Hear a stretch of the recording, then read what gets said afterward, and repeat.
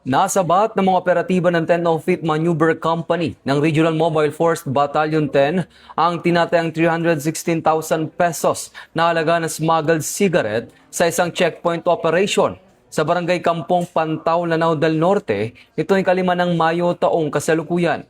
Kinilala ng mga otoridad ang naarestong mga sospek na sina alias Abdul, 32 anyos, isang barangay kagawad, at ang kanyang pinsan na si alias Merny, 26 anyos at kapwa residente ng Lanao del Sur.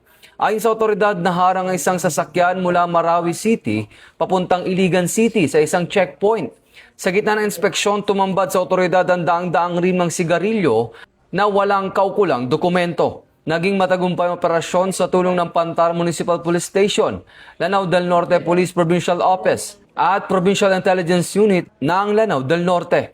Nakuha sa mga suspect ang 395 rims ng sigarilyo na nagkakahalaga ng 316,000 pesos. Maharap ang mga suspect sa kasong Republic Act 10863 o Customs Modernization and Tariff Act. Patuloy naman nagpapaalala ang PNP na i-report sa pinakamalapit na himpilan ng pulisya kung sila ay may sumbong o hinaing sa kanilang lugar. Mula dito sa National Headquarters ng Philippine National Police, ako ang inyong PNN correspondent, Patrolman Edwin Baris, alagad ng batas, tagataguyod ng Balitang Pulis.